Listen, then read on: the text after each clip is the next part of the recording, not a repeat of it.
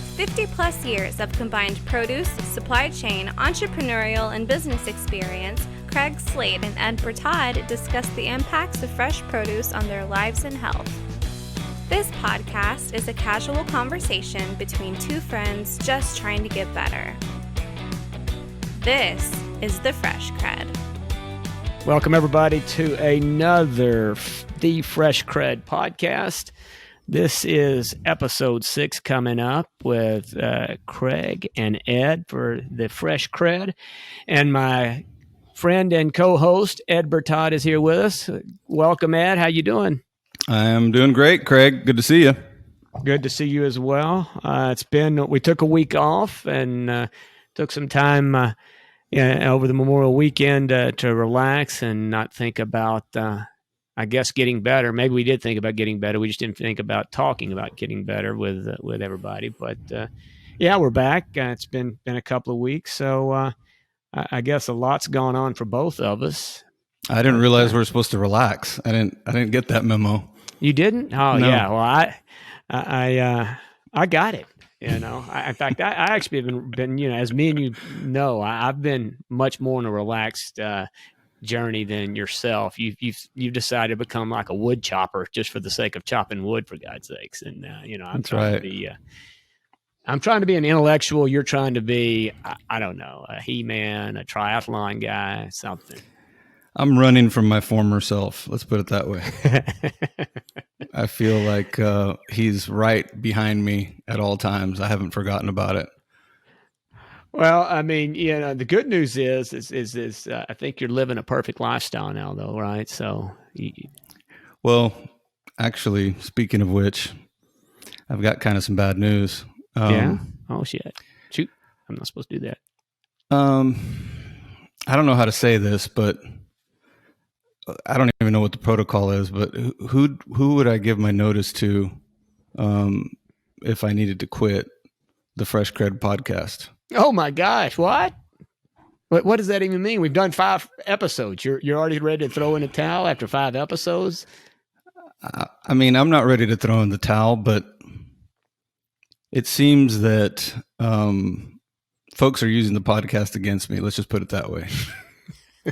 I'm not naming any names, Okay, but good. her Good. initials are Callie Bertaud. Oh wow! All right, no names.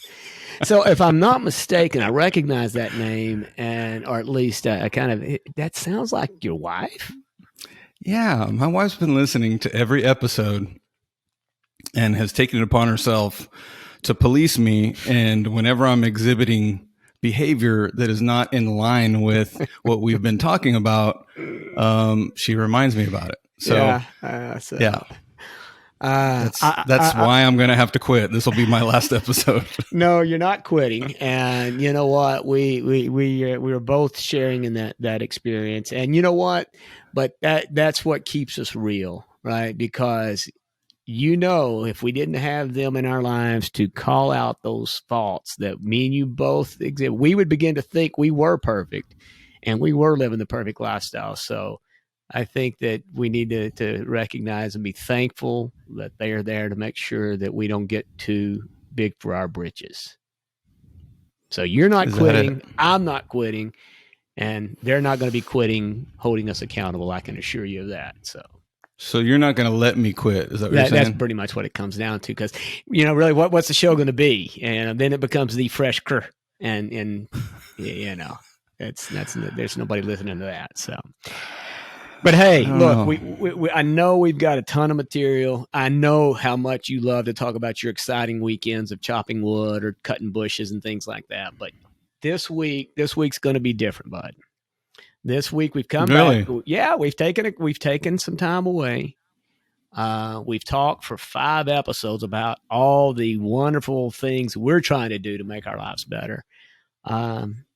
It's finally time we actually bring somebody else in because I think everybody's So you're trying to say I listened to 10 podcasts this weekend for nothing? Yeah, that's trying to educate myself on something new to talk about. I always say, hey, why don't you go and have something new happen to you so we can talk about it? Is that the only like an old married couple? Well, don't let the audience think that the only reason that you're doing this stuff is just so you can get on here and yammer on about it. I mean, come on, you're doing this out of your heart. The whole fact that we're having the podcast is just to express. You're not working at this thing, are you? This is not like a job. This is just you living your life.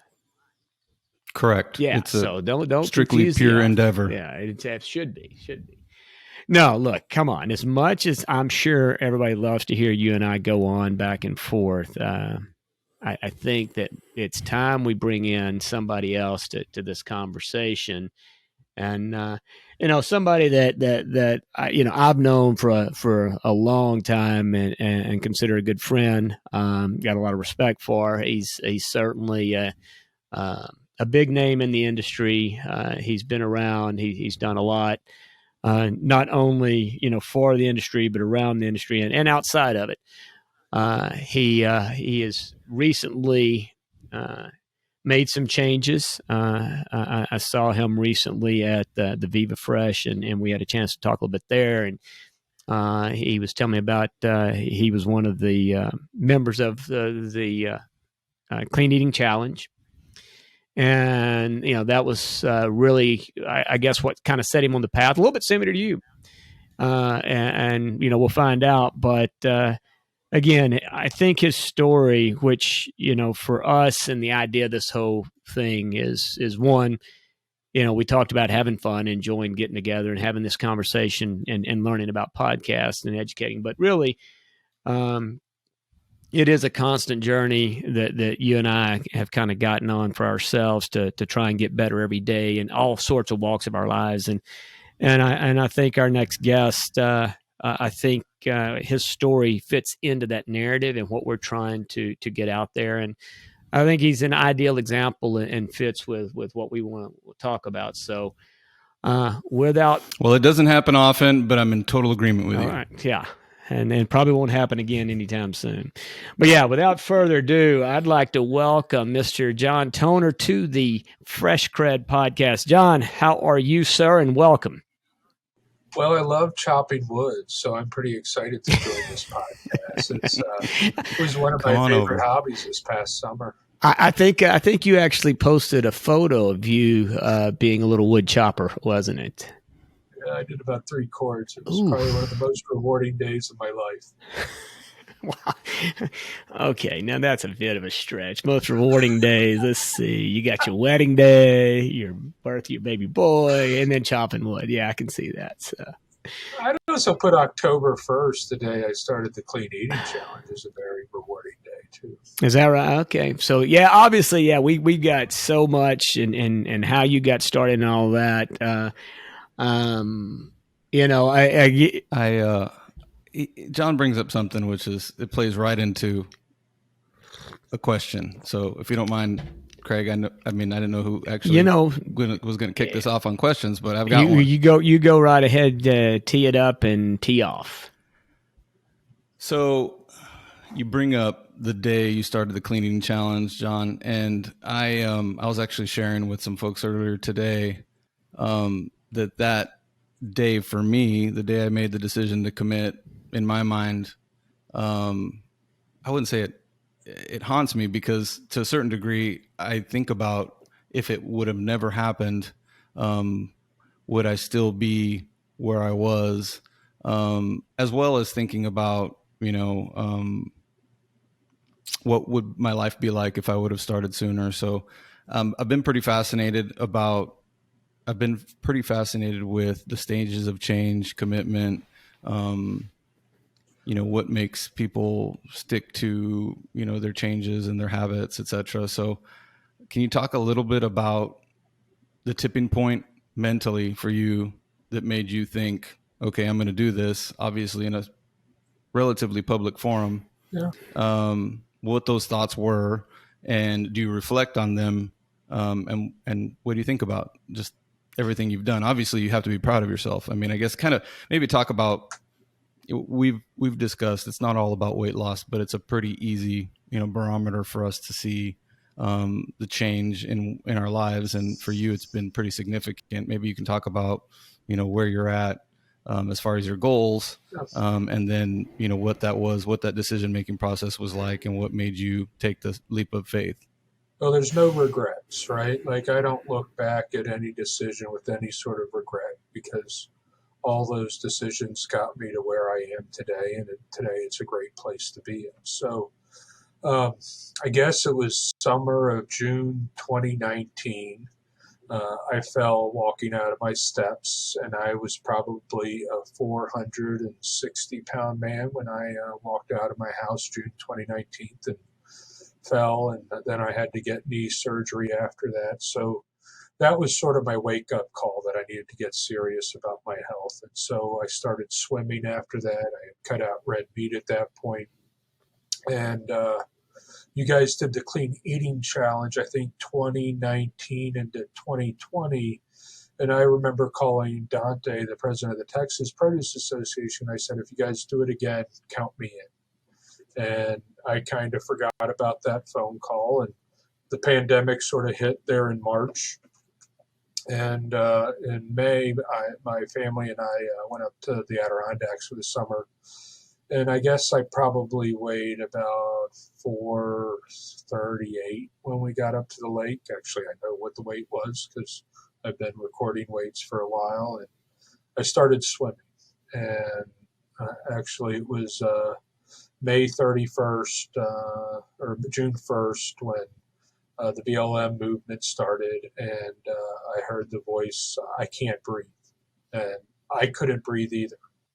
My health condition was at a point where I could barely swim 5 strokes underwater before gasping for air. That was when I decided I had to make a change. So I started swimming every day, started burning about 1,500 calories a day.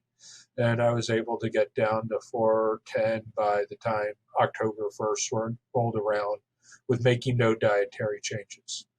And Dante called me actually on 9/11 as I was driving into New York City and said, are you in or you out? And I said, of what? And he's like, the clean eating challenge. You said you were going to do it if we did it again. I'm like, well, if I made that commitment, I'm in. And I did my duties in New York City, and I got back up to the Adirondacks. And I went on the internet and I Googled clean eating. And I'm like, wow, this ain't joking.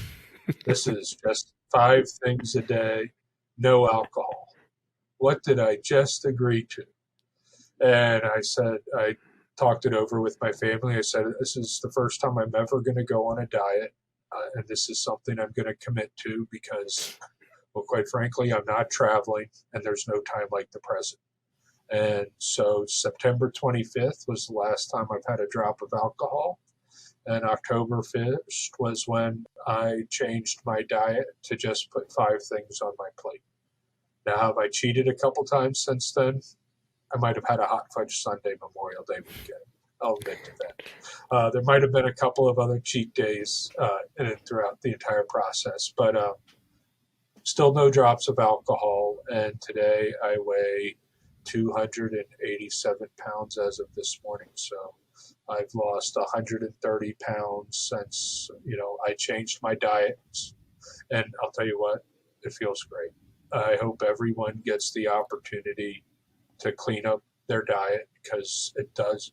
It's nature, right? Eat the good stuff that comes from nature. It's not rocket science. Well, you look great. You hear a lot of people say it, but I am truly happy for you. Having gone through something similar myself, I didn't lose as much weight, but I had other issues, health issues that basically robbed me of a lot of time that I can't get back and that I do have a lot of regret for. But, when I tell you that I'm so happy for you, I can't express it enough. And you look great. And I'm sure, it sounds like you feel great. More importantly, I think, what you just shared, is going to resonate with a lot of folks. I think we saw, visually the weight loss on, social media, et cetera, but just that part of your story, I didn't know, for example. So that's, part of why we're here is to selfishly for us in this podcast, but for, more for the benefit of our listeners and for folks in the industry to motivate, as I've said with other exercises and discussions that we've had. If one more person can use this as a springboard or use this, as motivation to improve their lives, it's all worth it. Yeah, I mean, I can't speak more highly about just eating the right way. Just makes you feel better. You don't feel, there's no guilt. There's no guilt with like eating the box of Oreo cookies, right? And, people talk about nature versus nurture. And it's like, I've got a 7-year-old son and I got to nurture him in a way that allows him to have a better life. And the only way you can do that is living a healthy life yourself.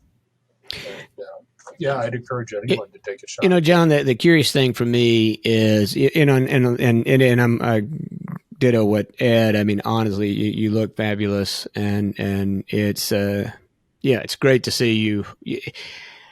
Just the fact that we are all in this business of fresh produce, and knowing that's something that making a bigger part of your diet really helps contribute. But again, just it's great to see somebody take on this challenge, but it's a challenge really for yourself, psychologically, and there's so much involved with it. And I know that it's a big deal and a lot of people to hear. But what I'm curious about, not just the weight side of it, because I always my deal is always when we talk about this stuff is we worry so much about the physical attributes, right? That's how everybody measures everything. And to me, I think the bigger value portion, or the bigger value piece to me, is the internal and how I feel. And so I'm curious, from a feeling standpoint, from a medication standpoint, from a health score standpoint, what did you have significant improvements in any of those particular areas? Well, I don't take any drugs in the morning to make my knees feel better. I mean, my vision's better too.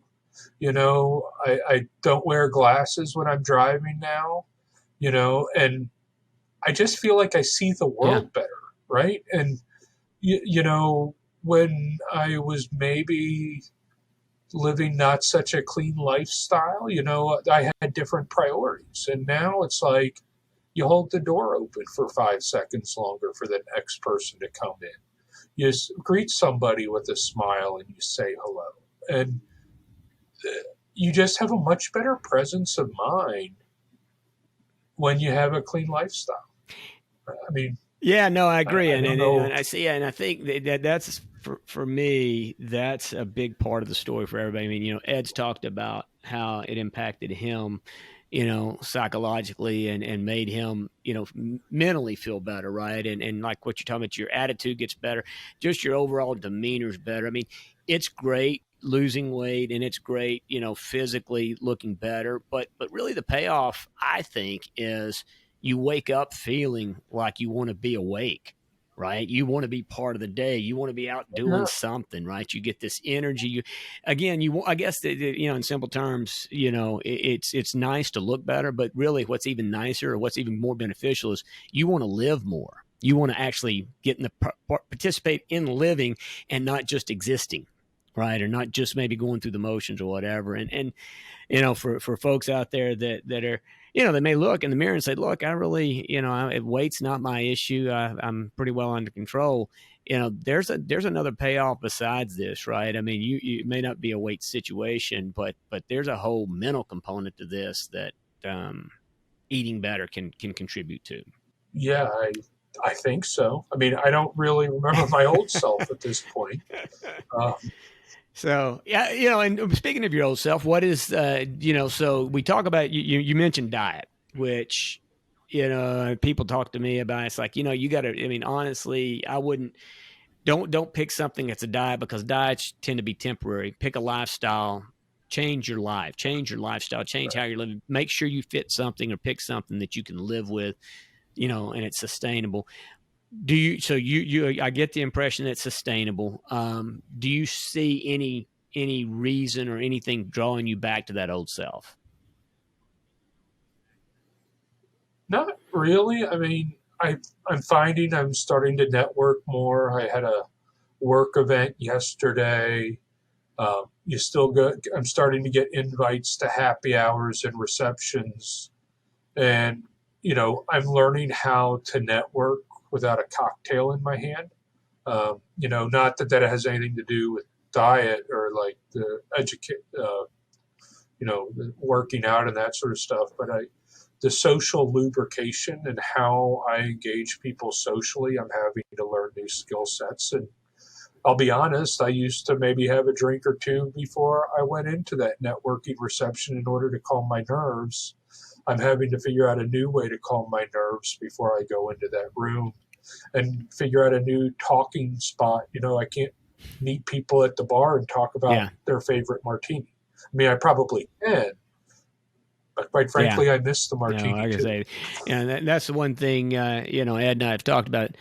In terms of my health journey, I'm still I've reduced it down recently considerably because it really doesn't fit into the whole feeling better. There's nothing really about alcohol that makes you feel any better, frankly, and it's actually more of a hindrance to it. But that's one that I have not abstained from. And I don't actually plan to abstain 100%, but I can tell you I admire those that do make that choice, like yourself, because I can say there's really, outside of just self gratification, there's really no value to alcohol that I can see. But I still like the self gratification part, so I don't want to. Mine's not a martini; mine's an old fashioned. So I don't want to. I don't want to see the day when I can't know that I could go have an old fashioned if I want to, right? So I'm not come to terms with that. So, but no, I mean that's admirable. It's a tough way in this business, in this environment that we're in, to live that and change. So, hats off to you for sure. But you are correct. It's about how you want to start your day. And even before I did my dietary changes, a couple of years ago, I started a new mantra in life. I believe in the power of 7, and 7 days in a week, 7 wonders of the world. But I want to feel as good as I can at 7 a.m. and 7 p.m. Right? If I can feel as good as I possibly can at the 7s, at the start and the end of my day, this makes the whole day better. And it's not worth sacrificing one for the other. So, maybe I might have been having some martini lunches before the pandemic to make sure that I wore it off by 7 p.m. But it pays. There are so many dividends it pays to feel good when you start your day. Feeling bad when you start your day is not a way I ever want to live my life again. Amen. I agree with that, bud, for sure. So you mentioned relaxing. Anything particular you do to relax now? Have you picked up anything, or you're a meditator or anything like that you're doing that you didn't do before to replace the calming effects of alcohol? Well, I'm doing a lot of walking. I do, I probably done 9,000 footsteps today, and that's not part of my exercise routine. When I got to clear my head for 15 minutes, I get up and I go outside and I go for a walk, and I can do about a mile. And so I probably do 4 or 5 miles just to clear my head. And I swim. I probably swim a mile 5 times a week to clear my head. Meditation, people have suggested that. I'm commuting to and from the office, and I kind of view that as my meditation time now. I got 30 minutes in the morning, 30 minutes in the evening to sort of. Well, I'm a big believer and it's one of the things, guided meditation. I started with what I thought was meditation. I did the CrEd version of meditation for a little while, which I don't know. I guess maybe it got me to where I'm at now. It probably wasn't that effective, but I do recommend it, and it is, at least what I do in the guided portion. I use the app called Calm, and for me, it really has helped, and it's a practice to help train my mind from an awareness standpoint, and being aware of how you receive things. Right? I mean, you're constantly getting bombarded with things that create stress and anger and and and it's really about being aware of the moment that you're in, which I, for most of my life, have been notorious about living everywhere except where I'm at right now. Right. I mean, I'm constantly living tomorrow, and if I'm with you, I'm thinking about what we're doing next, where we're going. And so for me, it's been great because I haven't, like I say, I haven't gotten where I need to be, but I'm better than where I was, kind of a deal. So it's a continued path for sure. So, Well, and I think, a kind of an overarching theme we've had is, I talked about being in survival mode for so long that I couldn't be thoughtful about self-improvement or anything else for that matter. So when you start talking about meditation, I mean, that was so far off of my radar. There's no way I could have even engaged with the thought of doing something like that. And so, John, you talk about having the energy to do things. I'm on the same boat where I feel like I'm running out of hours in the day, and that's really the gift for me. And then eating for the lifestyle, which is now, particularly as I've implemented intermediate fasting, when I do eat, it has to be of benefit, right? So empty calories just aren't an option if I want to continue to live the way that I've been living. But, that whole, just the thought process of self-improvement. I mean, self-improvement experts talk about addressing the physical first, because once you have the physical in order, you can address other things. And for me, there were other things and there continue to be other things. But if I feel good and I have the energy to deal with things, then I can work on those 10 podcasts I listened to. I got one of those, Craig, that you sent me in. I got it in last night to try to learn something. I don't know if we'll get to right? yogi or not, but I did get that in. So, John, I mean, curious on for you, what are the top 3 things that you changed, did different? What are the top biggest 3 things that you made changes in over the last, what's it been, 15 months? What's this? John, you talked about cheats. That wasn't at first, I'm assuming, right? Like for me, I had to be really strict for a while, and then now I allow myself those things. But yeah. did you there was introduce no cheating in the first 3 months, right? Like, I think I had a piece of cake for my birthday. I might have had a bite of cake. Obviously, Christmas was in there, and I think I might have had some stuffing out of the turkey at Christmas. But, for the most part, there was no macaroni and cheese. And still to this day, we used to have pasta night Tuesday night, or taco night used to be, well, maybe I got that. Taco night was Tuesday night, Thursday night was pasta night. We still haven't gone back to that, right? Like, I don't eat bread. I've had probably 2 hoagies since the clean eating challenge ended. I used to eat like a hoagie and a sandwich for lunch every day, right? Like, my favorite sandwich was the club sandwich, right? Like 3 layers of bread with a little bit of avocado in there. It's good stuff, right? I haven't had one of those, and that's like my favorite sandwich ever. So I have not gone back to eating bread. I haven't had a bowl of pasta in a long time. I don't do rice. There's a lot of cauliflower rice options out there now. In fact, today for lunch, I had cauliflower as the base. The habits, the cheating, I do have an addiction. And I hate to shout out the name of the company, but the wonderful company has these de-shelled pistachios that I just eat like crack. And I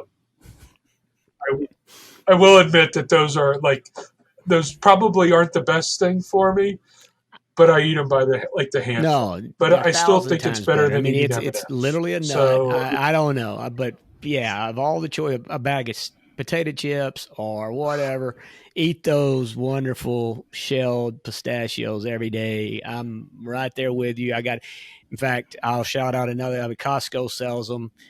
Although they may not be wonderful, I'm sure they are. I think he's only got it grows pistachios. It just may be under a different brand, the Costco brand. But either way, it's the huge bag. It's the best value. If you haven't been to Costco to get theirs, go check it out, John. But that and pecans, I'm a believer. Far better choices. If you're going to get a crunchy, salty snack, do that. So I'm big into the snacking on nuts, and that's not something I did pre dietary changes. So it's not something that's worth cheating on, right? Like, you know, I'll go out to brunch with friends. Well, I've been out to brunch with friends once since the pandemic.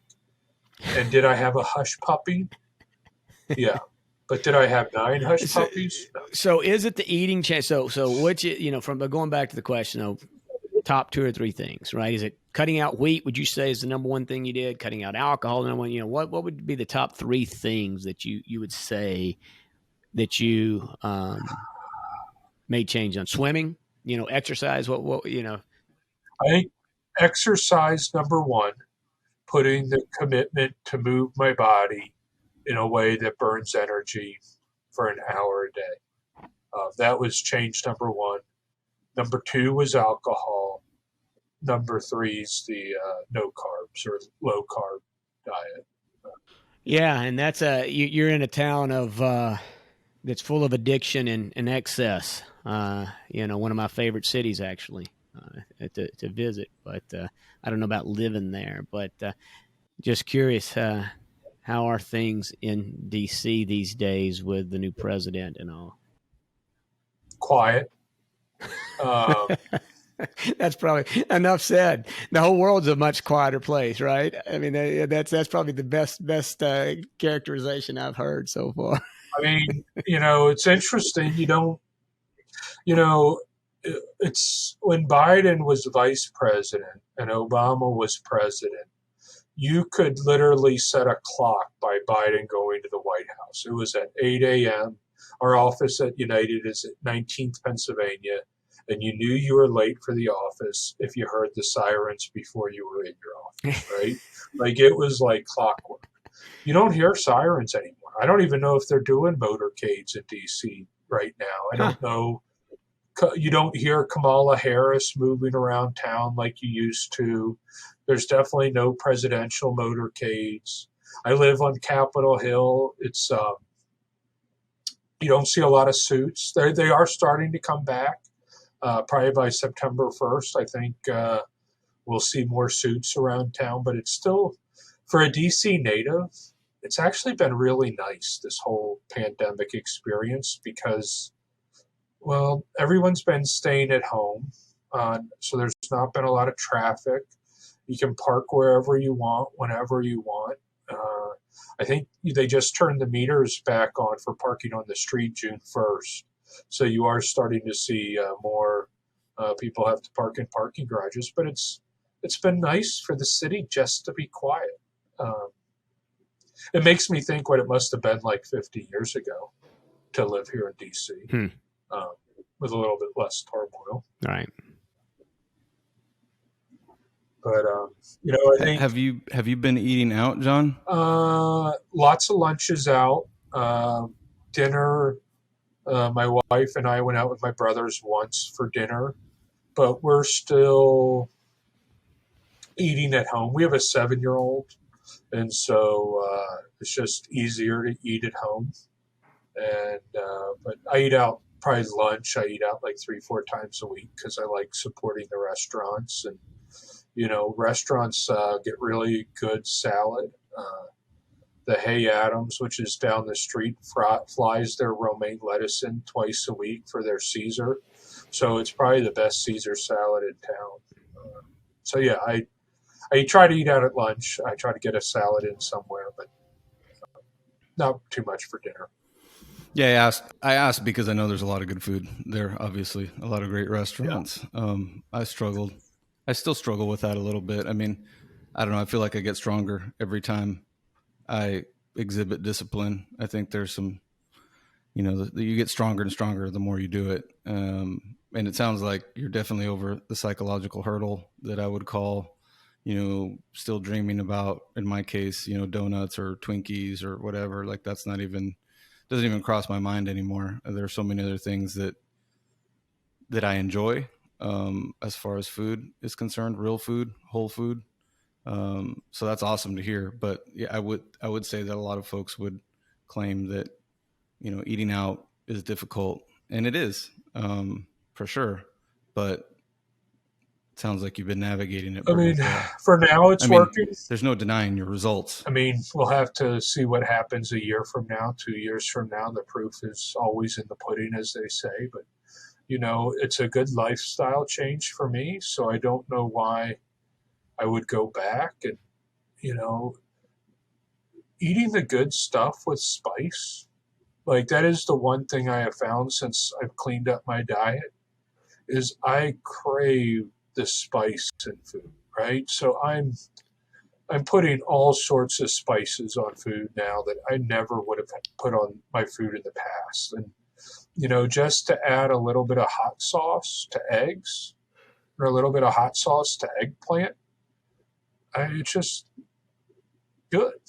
Yeah, you definitely you learn how to prepare your food differently and more appealing, and you look up a lot more recipes. In fact, yesterday, this is a good segue for me to talk about. I had my first Beyond Meat burger yesterday. Now, you're talking to a Texas boy who spent most of his, spent all of his life eating red meat mostly, and most of the time, if it wasn't red meat, then we fried it. So the only meats we didn't eat fried, and we'd even eat chicken fried steak sometimes, which is also red meat fried. So,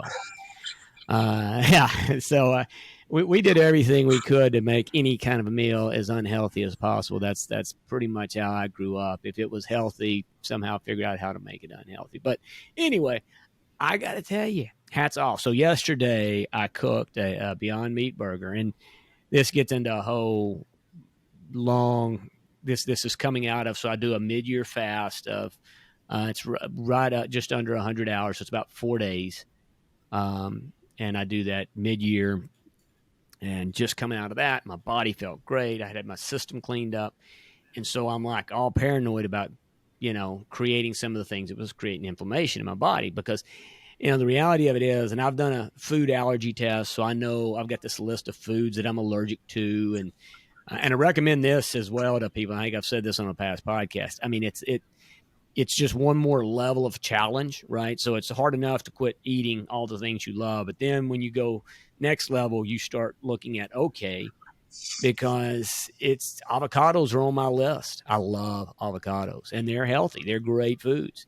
But, for now, I've got to bleed them back in and see, are they creating problems? Because something was creating my body not to feel that great in the morning getting out of bed. I've been thinking it's the bed, and maybe that is a contributing factor. But I can tell you, coming out of this fast for 2 days, the very end of the fast, last 2 days, felt phenomenal. It was amazing. It was palpable, the difference in it. So that all being said, going into this weekend, I was really disciplined on the foods that I was taking, and more so than normal, and it was really being driven by the food chart that I have on what I'm allergic to.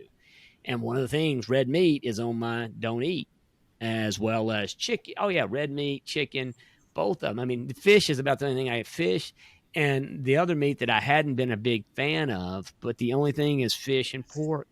That's the only two. And I'm not a huge pork fan for a whole nother list of reasons. But so I went Beyond Meat. I said, you know what? I got to try this burger. Found one. I looked at their ingredient list because that's been my concern. Some of these pseudo foods, yes, they're not meat, but when you look at the ingredients, the chemicals and the ingredients they put in it are as bad or worse than what you're trying to avoid. But actually, Beyond Meat's pretty good. It's very limited. It's an ingredient list you can read. And guys, I got to tell you what, put it on the grill. I actually took some fake cheese that was smoked provolone, I think, and this burger. And good news is tomatoes are on my is in my good list. So I had a big slice of shout out to Sunset, fabulous tomato, one of their big round tomatoes, and onion.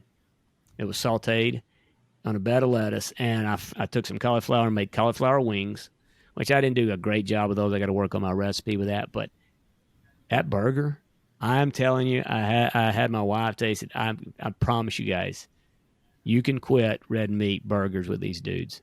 I'm not joking a second. And this is coming from a burger lover guy. So.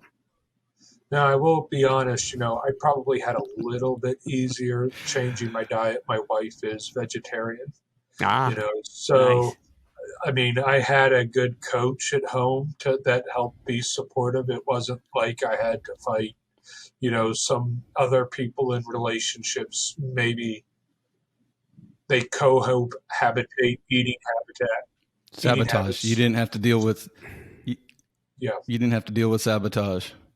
That's awesome.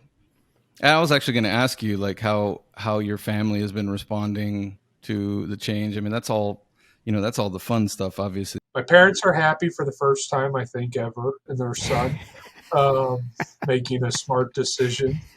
Uh, I will say my brothers do not like my new source of energy because I get to needle them a little bit more. I can't wait for our next pickup basketball game or round of golf because I think I might be able to give them a run for their money. So where do you fit in the brother? I mean, what's your sibling situation look like? Well, I'm the namesake, so I'm the oldest, Okay. and then my middle brother's 3 years younger, and then my youngest brother is 9 years my junior, so Okay. he's 34 right now. But he still runs 10 miles a day in an hour and 15 minutes. So, Wow. he goes to Orange Theory, and his name is on the top of the leaderboard every freaking week, right? And so I'm not there yet, but my goal is to give him a run for his money on the leaderboard at some point. Well, you say that in kind of in jest, but I was also going to ask, what is the end goal for you? Like, we know you've lost, what is it, 130 pounds, you said? Is there a number?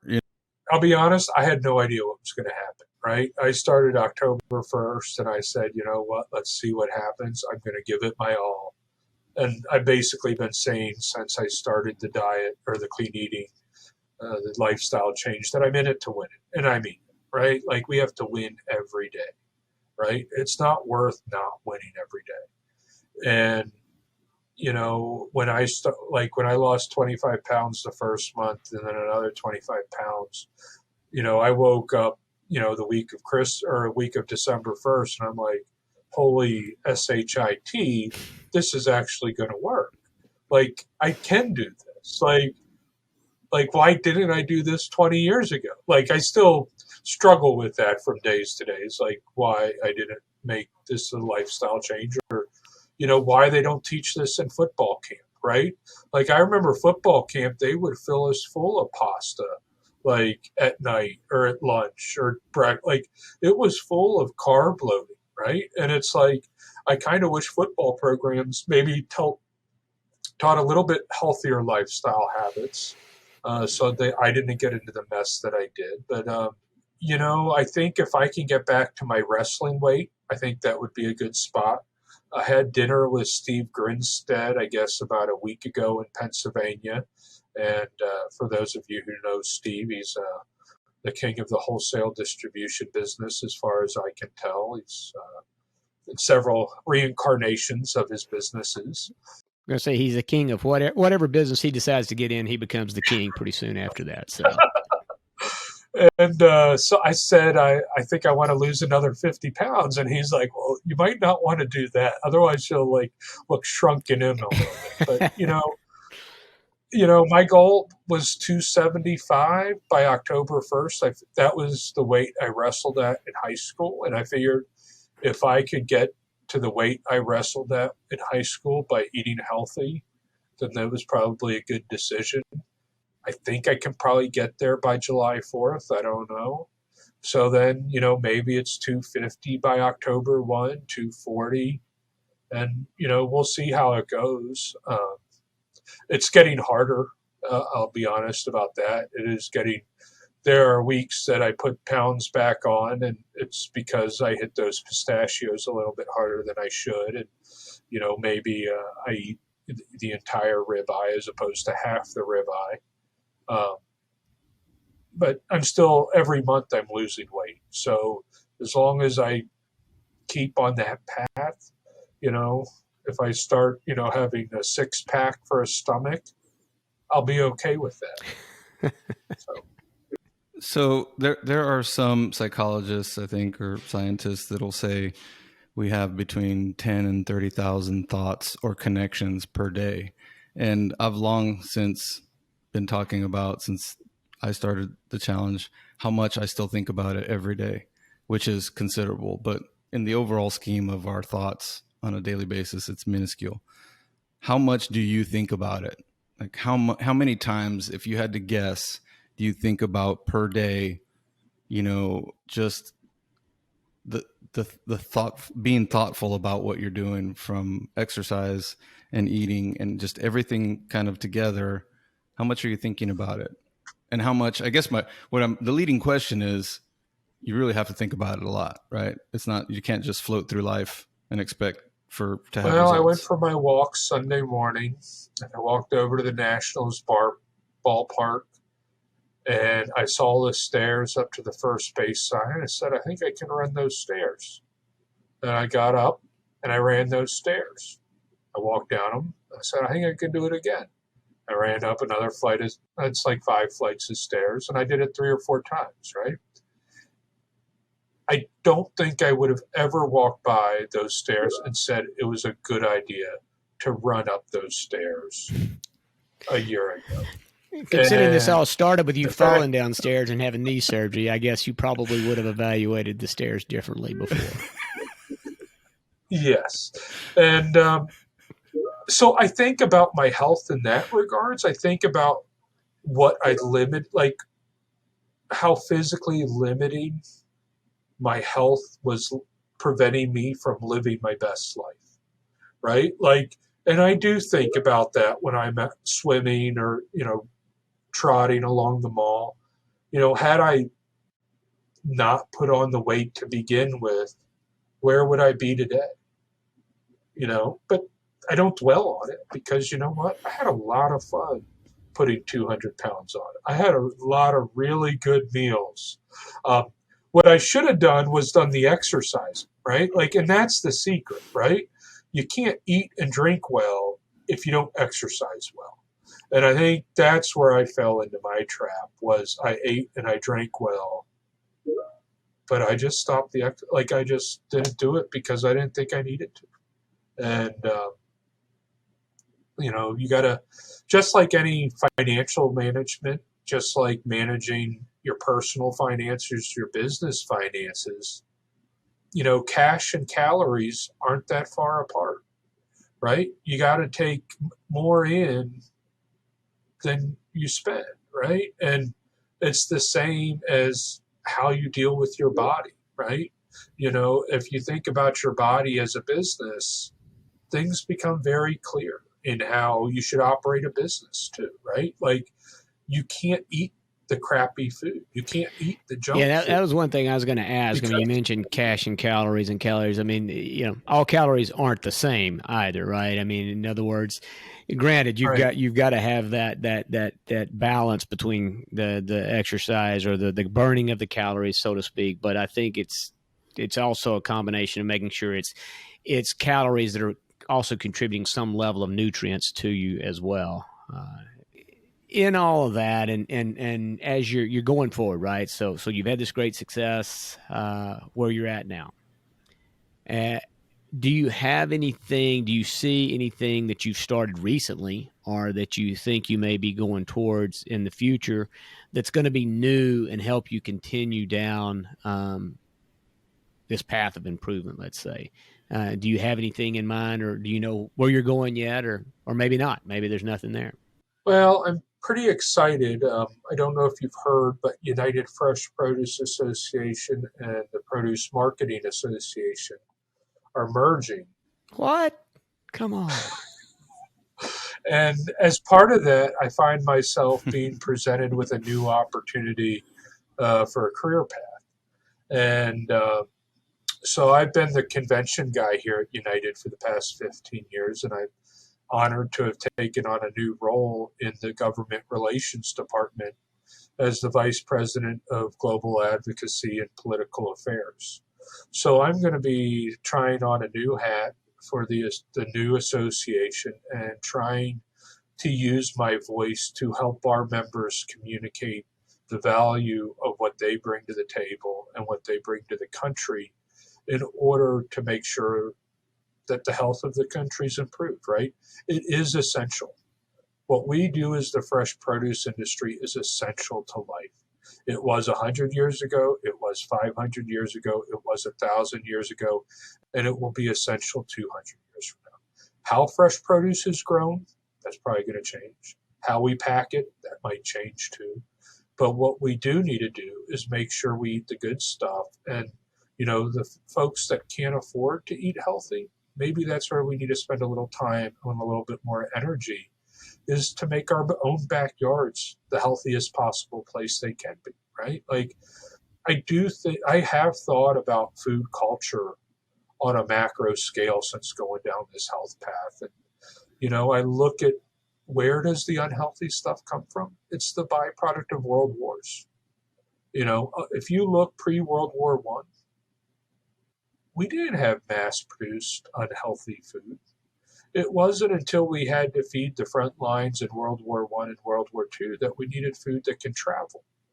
Well, I think we found pretty well how to make good food, fresh food, healthy food travel pretty well in this country. And now it's just on us to make sure that we can get the right people that need to be eating healthy to eat healthier. And that's, part of what I've learned. It's a personal decision.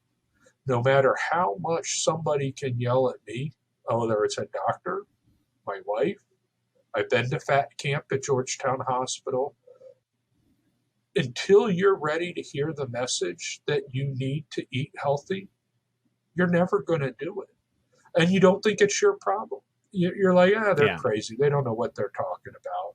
I know what I'm doing. But, the key is the stuff, we're from nature.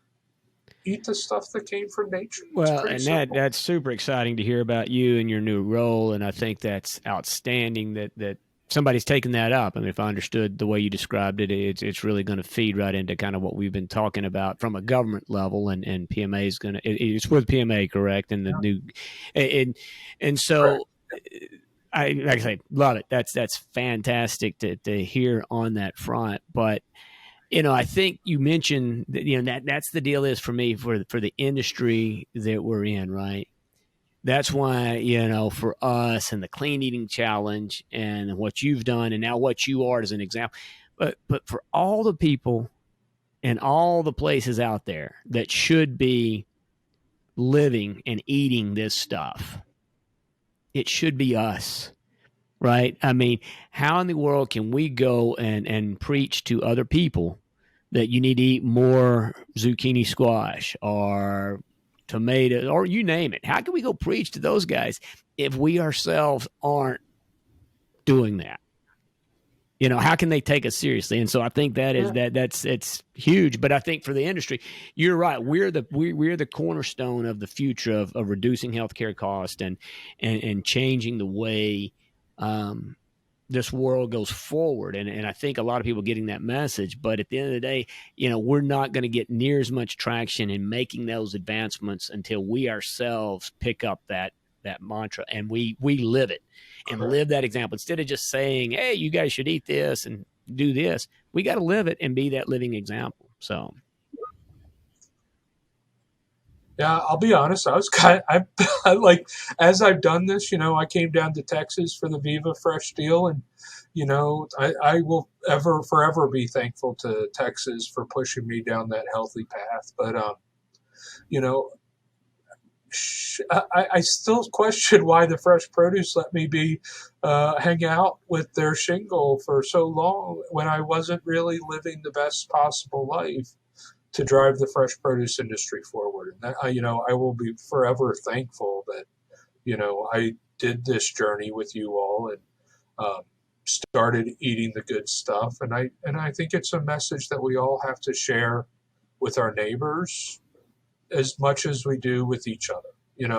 We can talk to nutritionists all day long, but if we're not talking to the kids, to the little league teams that our kids play with, it starts talking to your neighbor. But John, let me ask you say that, and it's talking to them. But let me ask you this: people that your friends, the kids, parents on Little League, has anybody asked you anything? Because it's got to be obvious that you've changed something. Have they either asked you, "Hey, are you sick?" Because that's what I got. "Hey, are you sick? You feel okay?" And so I'm curious. When you say talk about it, I bet you people open up opportunities for you to talk about it versus you having to be an apostle out there and banging people over the head. "Hey, eat more fresh fruits." And I bet people are asking you how you got there. Is that true? And tell me how they ask you. Uh, I hear my ankles are a topic on the Capitol Hill listserv. Like, people are like, "Have you seen John Toner's ankles?" That's what my wife reports back to me. She's on this Moms on the Hill listserv, and like several times, like the size of my ankles has come up, and she's getting the inquiries more than I am. It's like, what did John do during the pandemic? Like, his ankles look really good. Well, I would have never guessed that. I got to be honest with you. So the ankle gauge, I guess that's a new one, but it is DC. So you guys are always maybe cutting edge, they say. So yeah, I do get the question a lot, and I'm just very honest with them that well, the pandemic hit, and it was a once in a lifetime opportunity for me to take a hard look at myself in the mirror and say, you got to get healthy, because, well, I'm not going to die from COVID, at least I hope not. But it was like, you're going to die from just being overweight. And that would be a much worse way to go. And so, it was, to me, it was the biggest blessing of my life, was to be able to spend a year not traveling and to focus on getting healthy. So, yeah, I get a lot of questions from my neighbors, and I'm just honest with them. I took it seriously. And I guess my whole point of that was, life. as you talk about talking to friends and family, and that goes to this discussion of this show, right? And people that hopefully there's other people that pick up on this, whether it's from your story or from Ed's story or from my story, however they maybe get, and it does have a beneficial effect in their life. I mean, ideally, it's something that improves. We hope that they share that story, right? This is kind of an expansive message that we're trying to get through here. But I believe that the best way to expand the message is be that example like you are, because those folks that are asking, it's going to resonate a lot more with them because you're a proof example of what it means to eat better. And so if you've got more energy, if you're doing more things, if you're swimming when you weren't swimming, your brothers, even in your brother's case or whatever, I mean, all that's going to, that's the thing is, to me, is far better than us talking to people is just us living it out with energy and involvement and, physically looking different. All those things are going to be much bigger messages. And that's for the industry. For me is that's what we want to, for the industry. It's like, look, guys, if we really want people eating more of this stuff that we're selling, if you want them eating more salads and you want them participating, eating more tomatoes or whatever, you yourself make that change if you're not there, and you'll help impact the industry far more than, an ad or whatever you put out there. So, I mean, I guess the best piece of advice I could give to anyone listening to this podcast, all 20 of you, or 2,000? 2,000. What number are we 2,000. going with now? 500? 2,000. Yeah. You just want to live your best life. And the decisions that you make drive that outcome. And it's what you put in is what you get out. And there's that saying that, like, you are what you eat. And I'll be honest, like, the back of my ears used to smell like cheese. And I smell pretty good right now. I hope it wasn't brie. I hope it was at least cheddar, not brie. I have no idea. It was pretty foul for a couple of days. But you want to be fresh. Yeah. Like, eat fresh. Be fresh, right? Like, I think we all want to be fresh. And being fresh just feels good. I mean, it's pretty simple. Yeah, I think we all see folks at advanced ages that are in shape, and we all aspire to that. But at one point, you have to do the work to get there, right? Like, those people did not get to where they're at just by sitting on the couch. It takes effort right? And you tell yourself, I told myself forever that I'd have time and that I can get to it later and I don't really need help. And I mean, I told a story about how honestly, I thought Craig wasn't even talking to me when he came up with this idea for the challenge. And I just kind of jumped in because typically when I've done things jumping in, they work out for me. So I didn't realize how much I needed it. I think you can probably agree. I mean, you knew you needed it, but you didn't realize just how much. And that alone is probably motivation to continue. And you've gotten past a lot of the psychological hurdles that we talk about on, dreaming about, junk food or whatever. I mean, once you've felt as good as I'm sure you feel, you probably feel, I mean, what would you say? Do you feel as good as you felt in your 30s, 20s? I mean, I feel like I'm 18. I feel like I'm 14, and according to Tanya, I still Yeah, act like I'm that 14. feels pretty So good. I'm at least now feeling like the way I act. So John, it's been outstanding. We know you've got a busy schedule, and of course your new endeavor. Man, I mean, for me as an industry person, Yeah. I'm excited for the change that's coming. Not, I'm excited for your change, but I'm also excited for the merger of United and PMA. As you well know, I've been very close to United. It's been a huge part of my career. Being part of the leadership class in '99, and really I still hold that as the single biggest change agent in my produce career, and certainly I have a huge debt to United, and certainly glad that you guys are now combining, because I do think for the industry it's good for the two organizations to come together and work for we've always worked for a similar cause, but at the end of the day we were splitting dollars. And that's not an efficient way to do it, and so it's exciting, and I'm glad that they've got a good place for you. But I don't know. I don't know if you've got anything else to leave, or Ed, if you've got any other thoughts or questions for John before we cut him loose. But John, any thoughts on your side, or Ed? I think, I mean, if we can, honestly, we could talk for hours. I mean, I'm hoping that we can maybe do a part two, in the near future. But I think from my side, and for, speaking for, and Craig already alluded to it, but just, vocalizing it, recognizing you for walking the talk, and, making the commitment, just want, the Fresh CrEd, from the Fresh CrEd, recognizing you for doing it. I mean, it's huge. I mean, we are super, super happy, and recognizing you for leading by example, and on the new role, and happy for, it seems like a lot of good things are happening. It's funny how the harder you work, the luckier you get. But Well, thank you it guys just for happens. having me. I'm honored to be a guest on your show. I don't think of two people more highly in my career that have had a significant impact. I've met you both at different times and different stages in life. And, the best thing we can do is support one another to be our best selves. And you're right. It's leading by example. If we can't do it ourselves, how can we expect anyone else to? So thanks again for having me, and I look forward to seeing you in Texas or Nogales or New Orleans or Chicago, wherever your travels take you next. PMA Food Service, Monterey, California, baby. I'll see you there. Yeah. So thanks again, John. Really appreciate it, man. And like I say, congrats on all your success. And yeah, we look forward to it. And yeah, we'll catch up later in the year. But thank you for spending the time with us today. We really appreciate it. Take care. Do it again. All right. Well, No, do Mr. it again. Bertaud, what do you think? That was I'll good tell you stuff. what, Don't you I agree? could, I think we talked over an hour.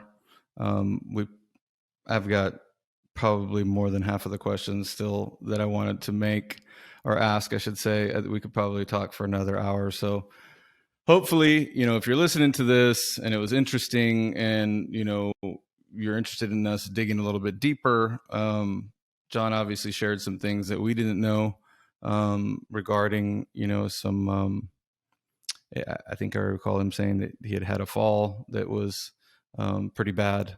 So, give us some feedback, subscribe, repost, let us know that you're listening. That would be greatly appreciated. Yeah, and and we didn't mention. I wish we would have, but certainly John is very much he's got he does a lot on Twitter. He's a lot on social media through LinkedIn. So it's John Toner. You can find him. We'll get up on both our Instagram and our Twitter page. We'll make sure that we post up how to find John or connect with him, because like I say, it's a great story. He puts up a lot of stories about what he's doing, whether he's chopping wood or doing swimming and just lots of things. He's really a great guy to follow and puts up a lot of good information. So we'll make sure everybody has access to that. But before we get out, we were 2 weeks off of the show, Ed. I'm just curious, what would be the number one and two things that you would say that happened over the last couple of weeks? That you can speak to them. We had Memorial Weekend come in there. Anything that sticks out that fits in to what we're talking? You had. I'm trying to remember even some of the conversations you and I have had. A side note: did you play any golf tournaments? Did you win a golf tournament? I feel like people are tired of hearing about my activities, but that Memorial Day weekend, we stayed around the house. I did play golf a couple times, did a lot of work around the house, the usual. It was approaching, I think, from Friday night to Monday night, given the holiday. I was almost at 100,000 steps for those couple days. So very, very busy. Very, but very active. Did you use the Sportinator during the last 2 weeks at all? See there? The Sportinator. Come I don't have it with me. I can't believe you forgot the Sportinator conversation. The Sportinator, whatever it is. That's right, so. Sportinator. I think I've called it the Sportinator. I don't actually think that's the name, but Sportinator. Yes. And I do owe you for that. I know. I need to take care of my debt. It's awesome. Like, the whole family was laughing at me when it showed up. It's, for those that don't know, you're probably more familiar with the Theragun, but basically it's a percussive therapy gun. Yeah. Well, of course, my friend Craig had to find a low-cost alternative on Amazon. and surprisingly enough, he bought several. I don't even want to know why you had an extra one, but I'm very happy that it was. Think about a side hustle. Were you going to set up at the flea market? Yeah, I'm thinking about setting up a flea market here in Tucson. It's perfect. I was happy to see that it was hermetically sealed and not used. So open that bad boy up, and I'll tell you what, it is ridiculous. And I've had a lot of need for it. And now, honestly, I'm probably going to have to buy another one because I have it in a certain spot charging, and people keep taking it. There you go. I tried it. Bryce takes it. Callie takes it. I put it on the charger and it's gone. So it's pretty cool. And that's, again, I mentioned that's the low cost alternative. So I can't imagine what, the name brand, the top of the line. It doesn't do anything except impress your friends, and people know what you're talking about. When you say you got a sport, I haven't. So, but I can't imagine what more could it do, Ed? Well, what I'm surprised, at that price point, I'm surprised how, I can press pretty hard at full speed and it doesn't bog down. Yeah. Like, that's pretty nuts, that it doesn't bog down. Like, it's pretty strong. Yeah. In other words. Yeah. So that's been super cool. So thank you. Yeah. I'd seen the commercials a bunch of times on different brands, but never thought I'd have one. And now that I do, I'm not sure I can see myself without one. It's kind of hard when you have to, apply it yourself. You think, oh, well, that's no fun, right? Part of, the pleasure of having massage. This is more therapy than just, massage, relaxation this doesn't massage, replace if you will. A full body massage. I'm just going to tell you that right now. I'm not going to No, kid but anybody. But for most of the time, applying it myself, it's actually, you don't lose a lot. In other words, like, in translation or in application, you would lose with other devices that you'd feel like, oh, well, it'd feel a lot better if I didn't have to do it to myself. But in this case, it's actually, you don't really lose a lot. So I've been using, I still have my foam roller that I've been using forever. Trent Bishop gave me that foam roller. It's called a rumble roller. Has these huge knobs on it that a lot of folks can't handle. Particularly in this household, I'm the only one that uses it. So I'll lay on the living room floor on that roller, roll back and forth and kind of pop my back. And then at the same time, apply put the old Sportneer to work. And, it's a full blown therapy session, stretching, a little bit of strength. I mean, you're kind of bridging while you have to, roll on this foam roller. So yeah, it's great. So thanks again. Well, I've got a new, so far the reviews aren't on my newest addition to life hacks, or whatever you want to call them. But so it's a mat that's an acupuncture mat. If you can imagine, like golf spikes. Like painting by colors, by numbers? No. This is, yeah, exactly. So, golf spikes. Remember the old golf? I mean, now they've changed it, but you remember the spider golf spikes that you'd put on? Metal spikes. What's that? Like metal spikes? Not the metal ones, but the rubber. Spider used to, I know one brand was a spider spikes. They screwed in. Now they got tennis shoes that have the knobs and stuff. So I'm just saying, gotcha. The ones that you used to screw in. So if you can imagine that. So this is a mat with a bunch of those little dudes, except these really sharp pieces of plastic. So you actually get this acupuncture thing. In fact, that's what Tanya was asking. She goes, "So are you going to bleed when you do this?" I was like, "Well, no, I don't think that's the intent of the deal." But I was like, "I really don't know." I can tell you it's a little painful right now. They give you kind of a whole process to get into it. So I'll give you maybe a better review the next time we get together on it. I just got it in, and I'll have some more detail and notes on it. But that's my newest pain reliever, if you will, therapeutic pain relief for your back and neck. But, as I mentioned, we were talking to John, I got, right now I'm on this quest. So, and I've been able to do pretty well since coming out of that fast. I was amazed at how much better I felt waking up. And then this was the third time I've done this. So I do this every June. And this was the third June I've done it. And I just really wasn't paying probably that much attention to my body going in as I was this time. I was much more attentive to where I was at and trying to each day see what changed, if anything.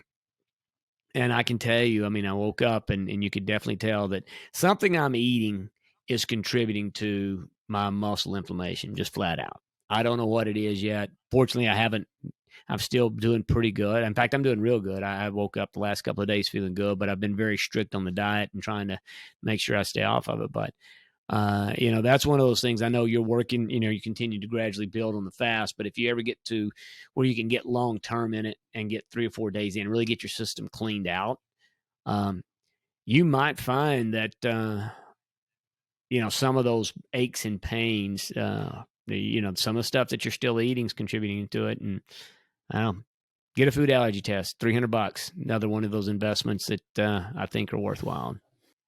Yeah, I mean, I wonder, and this is just me perhaps making excuses, but like that Monday night, Memorial Day, I'd gone pretty hard and I was laying in bed, and I would be lying if I didn't say that I was feeling my legs, they were kind of burning, I mean, it was just like this, a combination of anxiety and just like tightness and achy, like a dull ache.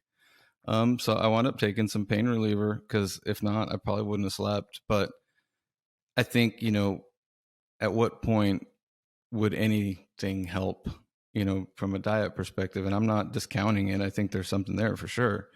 But like, if you do enough, let's say you go run a marathon, regardless of what you ate, are you going to have soreness? Right? I mean, you're going to have some level of soreness, just it can't be debilitating. Like, you have to either be able to power through it. In my case, I wanted to get a good night's sleep, so I took something.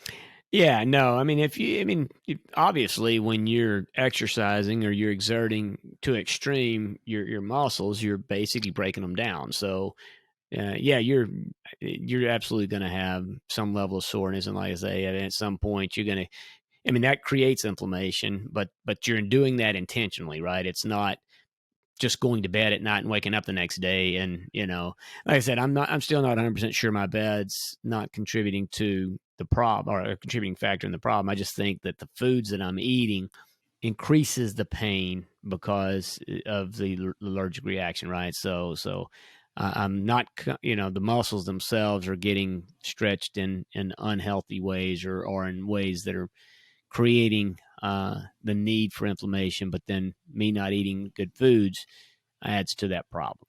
And the thing is with inflammation, I mean, I always, from what I've read and if you've got inflammation, so if you're doing something that's creating some level of inflammation, it's creating it in lots of places in your body. It's not just in that place you feel it. If, any look or research that you do on Tom Brady and his diet, I mean, his number one focus in how he eats and what he does is limiting inflammation, because that's at the core of what really puts us, it debilitates us and eventually kills us is it comes down to, I mean, inflammation's a big thing that really creates you to be an old where you can't get around kind of person. And so yeah, definitely worth additional exploration. Well, now that you've bummed me out. Well, how did that bum you out? Come on. Lift you up.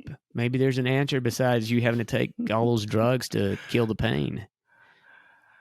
Well, here I was telling myself that no matter what I ate, after that much exercise, I was going to feel something. And I was hoping you'd say, yeah, you're right, Ed. God, you really put it to it.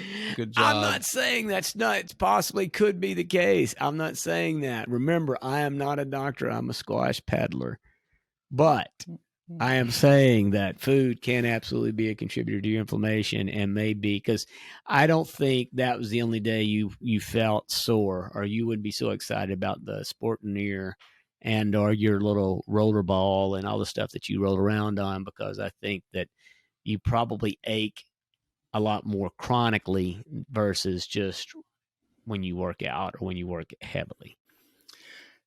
Yeah, but it's not debilitating. No. Right? I mean, it's not something that puts me out of commission. I mean, so... But what do you think your body's trying to tell you? When your body hurts, what's it saying to you? It either needs to repair itself, or it needs rest, or it needs... It needs something, right? Nutrition. Yeah, it needs water. The whole deal is just think about it. When you touch a hot plate and it's hot and it burns your hand, that's your nerve saying, hey, bud, not good.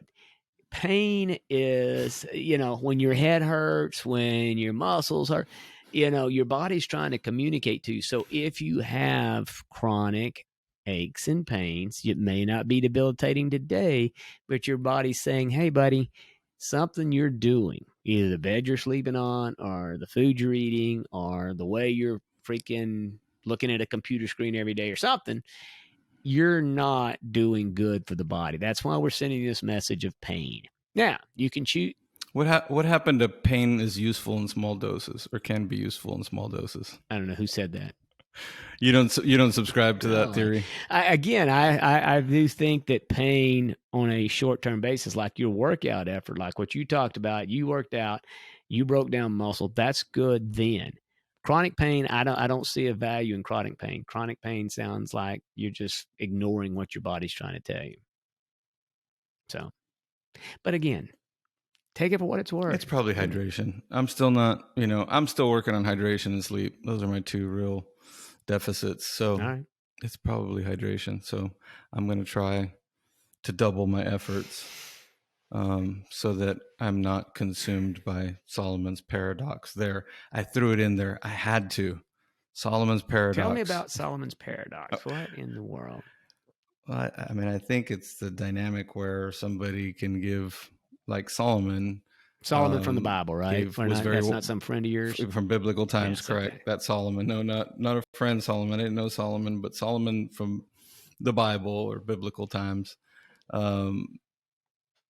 was very wise and gave good advice, but didn't apply it to his life, let's say, as much. Or one would say that he did not apply his sound advice. Yeah, he's one of my favorites in the Bible, by the way, because I like that attitude. I love to give advice. I hate to follow it. So I'm right there with him.